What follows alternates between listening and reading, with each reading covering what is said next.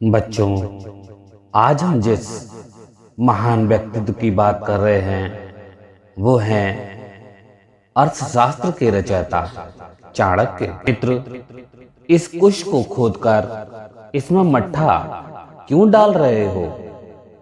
इसका कांटा मेरे पैर में घुस गया है। मैंने कांटा तो निकाल लिया, किंतु यह फिर किसी के पैर में ना चुभे, इसलिए इसे जड़ से नष्ट करना चाहिए। यह वार्तालाप चंद्रगुप्त तथा चाणक्य के बीच का है। भारतीय इतिहास और राजनीति में चाणक्य का विशिष्ट स्थान है।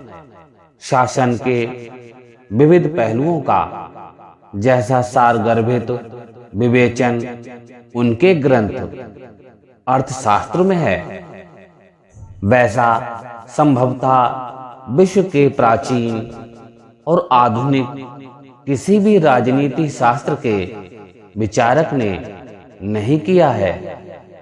अतः चाणक्य की गिनती विश्व के राजनीति शास्त्र के महानतम चिंतकों में की जाती है। चंद्रगुप्त के मौर्य साम्राज्य की स्थापना के साथ चाणक्य का नाम जुड़ा है। चाणक्य की सहायता, परामर्श एवं राजनीतिक कूटनीति से चंद्रगुप्त अपने साम्राज्य का विस्तार करने में सफल हुए। चाणक्य का पूरा नाम विष्णुगुप्त चाणक्य था। उन्हें कौटिल्य के नाम से भी जाना जाता है। चाणक्य तक्षशिला के एक ब्राह्मण के पुत्र थे। बाल्यकाल में ही पिता की मृत्यु हो जाने पर चाणक्य का पालन पोषण उनकी माता ने किया। तक्षशिला में रहकर उन्होंने ज्ञानार्जन के साथ साथ दर्शन का भी अध्ययन किया। चाणक्य परम विद्वान थे, परंतु बहुत क्रोधी एवं उग्र स्वभाव के थे।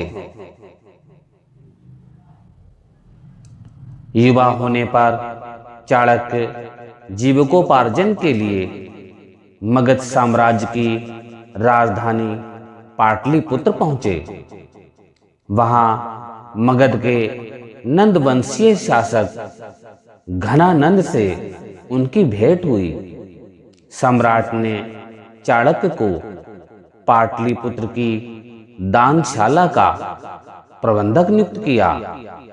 कटु और उग्र स्वभाव होने के कारण चाणक्य को वहां से पदच्युत कर दिया गया। उन्होंने इसे अपना अपमान समझा और सम्राट घनानंद तथा नंद वंश के विनाश करने की प्रतिज्ञा ली। वह सदैव इस खोज में रहते कि प्रतिज्ञा कैसे पूरी करें।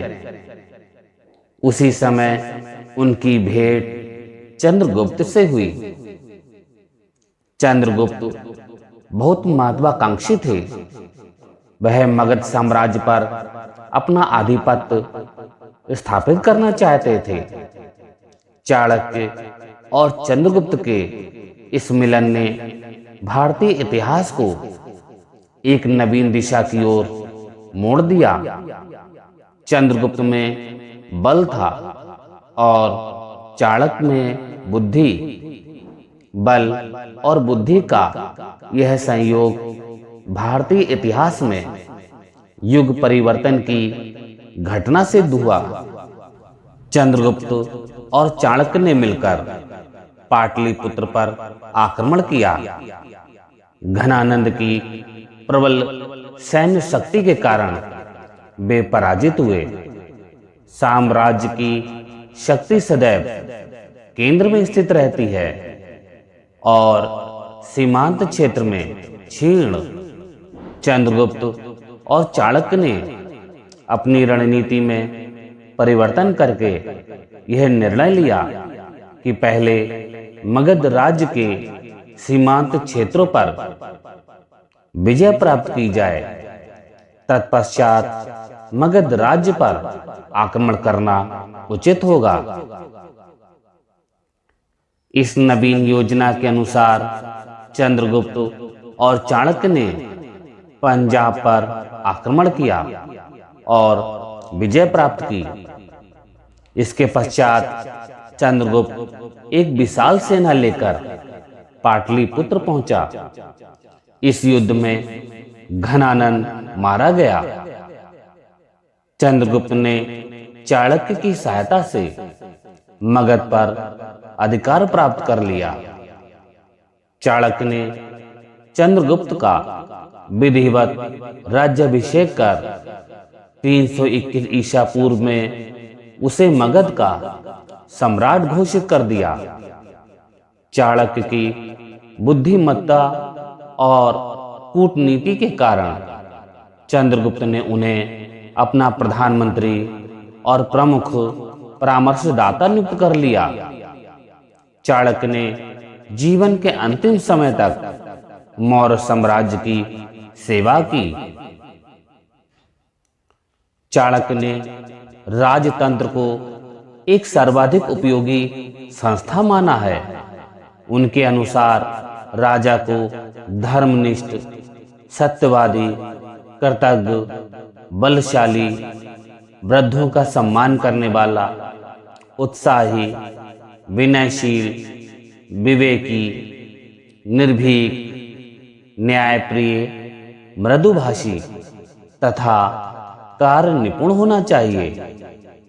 उसे काम, क्रोध, मद, मोह, अहंकार, ईर्ष्या, द्वेष आदि दुर्गुणों से दूर रहना चाहिए। इस प्रकार राजा में न केवल राजा के ही गुण वरन श्रेष्ठ व्यक्तियों के सभी गुण होने चाहिए। चाणक्य के अनुसार राज्य का यह कर्तव्य है कि आकस्मिक और प्राकृतिक आपदाओं से नागरिकों की रक्षा करे। राज्य को अपंग, शक्तिहीन, वृद्ध, रोगी और दीन दुखियों का पालन पोषण करना चाहिए। राज्य को शिक्षा की व्यवस्था करनी चाहिए। राज्य का यह कार्य है कि साहूकार, व्यापारी, जादूगर, शिल्पी, नट, शासकीय अधिकारी और कर्मचारी आदि के शोषण, उत्पीड़न से प्रजा की भली भांति रक्षा करे। व्यापारी अनुपयुक्त दर से क्रय विक्रय ना कर सके। इसके लिए राज्य को चाहिए कि वे नियम निर्धारित करें। राज्य के इन कार्यों से विदित होता है कि चाणक्य ने आधुनिक लोक कल्याणकारी राज्य की कल्पना कर ली थी। उन्होंने प्रजाहित को राज्य का लक्ष्य मान लिया था। चाणक्य वर्षा न होने के कारण अकाल के समय सैकड़ों साधुओं को नित्य भोजन कराते थे। चाणक्य एक व्यवहार कुशल राजनीतिज्ञ थे। उन्होंने नीति पर भी एक पुस्तक लिखी है। उसमें उनके ऐसे विचार हैं जिनसे पता चलता है कि मौर्य साम्राज्य के निर्माता के रूप में वे सफल रहे। उन्होंने राजतंत्र का समर्थक होते हुए भी निरंकुश स्वेच्छाचारी शासन का विरोध किया। चाणक्य आज भी आधुनिक राजनीतिक विचारकों, चिंतकों में अग्रणी माने जाते हैं। Please like and subscribe my YouTube channel Krishika Online Classes. Thank you.